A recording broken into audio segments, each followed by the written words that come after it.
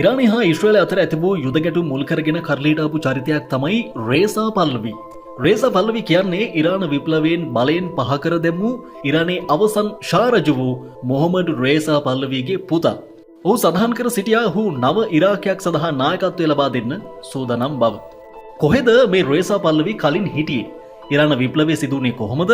ඉරානයේ උත්තරීතර නායකත්වයේ බිහිවුණේ කොහොමද?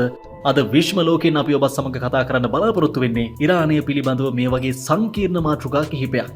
රැඳෙන ලෙස ආරාධනා කරන අදත් ඔබට සුපුරුදු ලෙන්ගතුකමෙන් ඔබේ ආදරණීය විශ්ව ලෝකයේ සමග මේ සුවිශේෂී වීඩියෝවේ අවසන් තත්පරයේ තෙක් මේ සියලු කරුණු කාරණා අකුරක් නෑර දැන කියා ගන්න.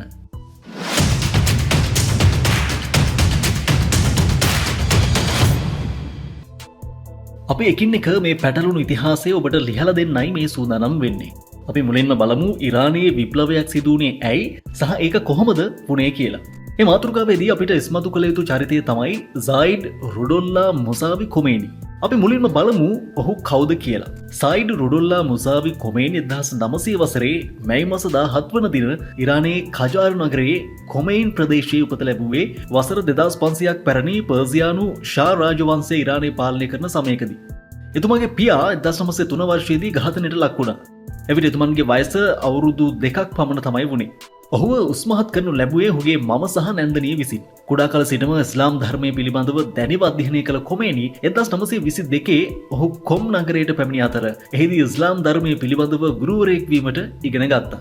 ඉස්ලාමීය ශියා මුස්ලිම් ජනතාවගේ ආගමික නායකයෙක් වීම සඳහා ඔහුට මාර්ගය විවර වුණේ ඔහු සතුව තිබූ අසීමිත දැනුම් සම්භාරය නිසායි. එවකට ඉරානය පාලනය ගෙන ගිය මොහමඩ් රේසා පලාවි ෂා පෙළපතේ අවසන් පාලකයා වුණා. ඔහුගේ දැඩි ප්‍රතිපත්ති හමුවේ ඉරාන ජනතාව හෙම්බත්ව සිටි අතර නව ජනතාවාදී රජයක් බිහිකිරීම සඳහා විප්ලවීය වෙනසකට ඉල්ලීම් දසතින් ගලා යමින් තිබුණා.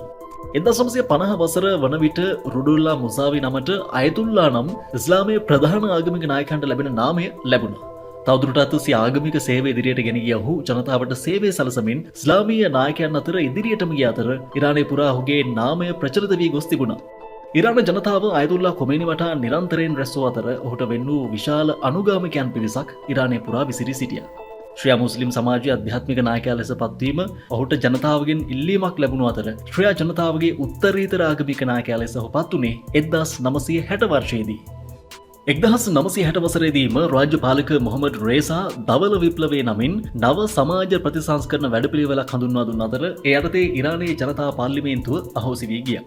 දවල විප්ලවයේ නව ඉඩම් සහ සමාජ ප්‍රතිසංස්කරණ ජනතාවට හිතකර නොවූ අතර ආගමික කටයුතු සීමා කරන හා පාරම්පරික ශ්‍රියා මුස්ලිම්ගේ සංස්කෘතියට හානි කරන ප්‍රතිපත්ති රසක් එහි අන්තර්ගත වූ බව වාර්තාවල සඳහන් වෙනවා. මෙම ප්‍රතිසංස්කරණ බොහොමයක් බටහිර කරණයට ලක්ව තිබූ අතර කාන්තාවන්ට ඡන්ද අයිතිය ලබා දීමේ යෝජනාවක්ද එහි ඇතුළත්ව තිබුණා.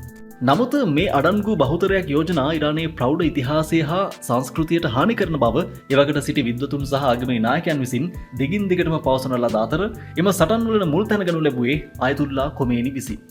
අයතුල්ලා කොමේනි දිගින් දිගටම ෂා පාලනය විවේචනය කළ අතර ජනතාව විශාල වශයෙන් ඔහුට අයික්‍රොක් වන්නට වුණා. කොමේනිව මෙම සටනින් ඉවත් කිරීම හැර පාලනයට එරෙහිව නැගෙන ජනතා විරෝධය පාලනය කළ නොහැකි බව තේරුම්ගත් ෂාවරුන් කොමේනිව රටින් පිටුහල් කිරීමට තීරණය කළා. යනු ඔහු 1964 වසරේ නොවැම්බර් මාස 4 වන දින ඉරානයෙන් පිටුහල් කළ අතර ඔහු ඉරාකයේ අල් නජෆ් නගරය වෙත ගියා.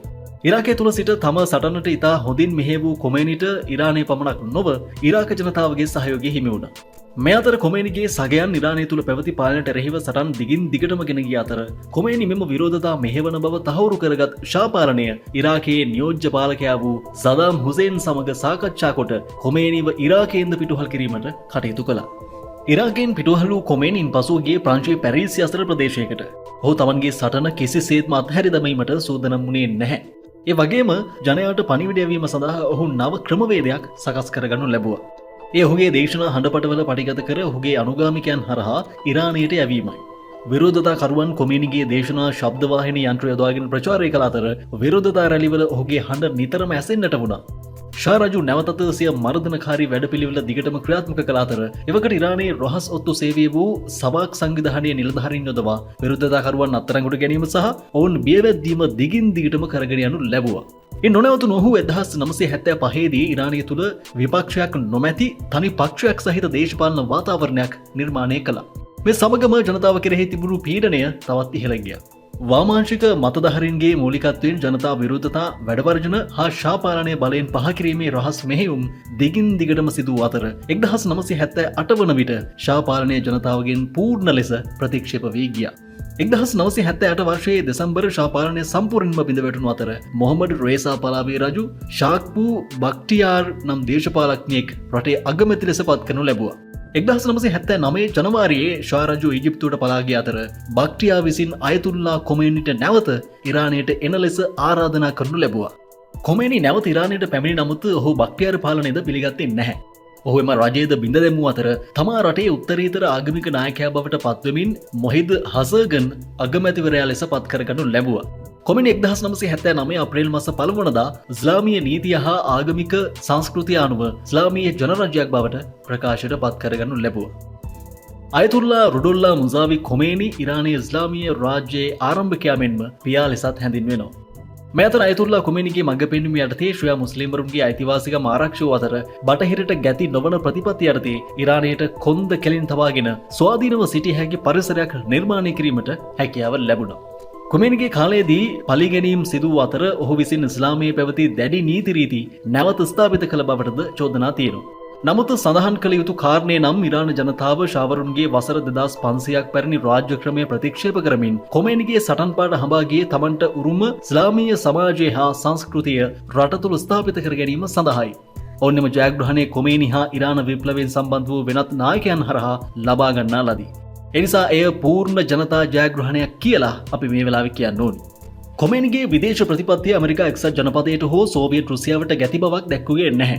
ඔහු 1979 වර්ෂයේ නොවැම්බරයේ ටෙහෙරාන් නගරයේ පිහිටි අමරිකානු තානාපති කාර්යාලය වසා දැමූ අතර එහි නිලධාරීන් නිවාස අඩස්සිය තබා ගනු ලැබුවා. 1980 දී ඔහු ඉරාකයේ සමග යුද්ධයකට පැටළුණු අතර වසර 8ක් පමණ කාලයක් එය පැවතුණා.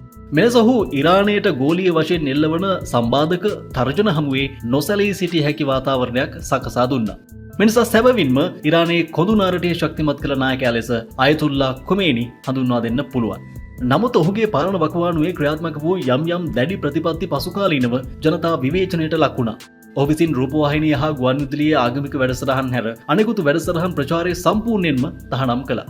මෙය ඔහු මිය යන තෙක්ම වාගේ ඉරානය තුළ පැවතුණා. කාන්තාවන්ට ලබා දුන් ඡන්ද අයිතිය ඔහු අහෝසි කළ අතර කාන්තාවන්ට දික්කසාද වී නැවත විවාහ වීමට හැකි වන ලෙස පනවා තිබූ නීති ඔහු වෙනස් කරගනු ලැබුවා.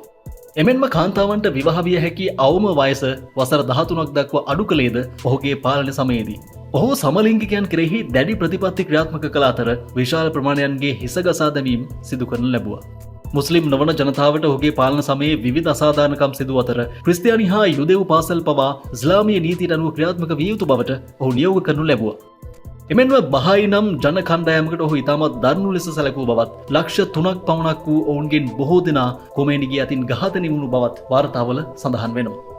ඊජිප්තුවට ගිය මොහමඩ් ෂා රජු 1980 වසරේදී මේ ගියා. එහි හැදී වැඩුණු රේසා බල්ලවී පසු කාලයක ඇමරිකා එක්සත් ජනපදයට සංක්‍රමණය වුණා.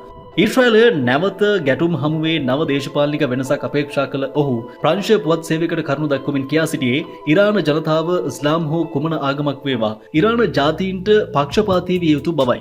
ඉරාන ජාතියේ නැගී සිටීම සිදුවන්නේ වත්මන් ඉරාන පාලනය ලබා දැමීමෙන් බවයි ඔහු සඳහන් කළේ. රේසා පල්ලවි තවදුරටත් පැවසුවේ ඉරාන න්‍යෂ්ටික මධ්‍යස්ථාන 3කට ඇමරිකානු ප්‍රහාර එල්ල කරන ලද්දේ ඉරානයේ උත්තරීතර නායක අයතුල්ලා අල් ඛමේනිගේ ත්‍රස්තවාදී පාලනයේ ව්‍යසනකාරී න්‍යෂ්ටික අවි ලුහු බැඳීමේ ප්‍රතිඵලයක් ලෙස බවයි. එතකොට කවුද මේ අයතුල්ලා අලි ඛමේනි? 1989 වසරේ සිට අයතුල්ලා අලි ඛමේනි ඉරානයේ උත්තරීතර නායකයා වන අතර 1979 විප්ලවයෙන් පසු ඔහු රටේ දෙවන ਨਾයකයා බවට පත් වුණා.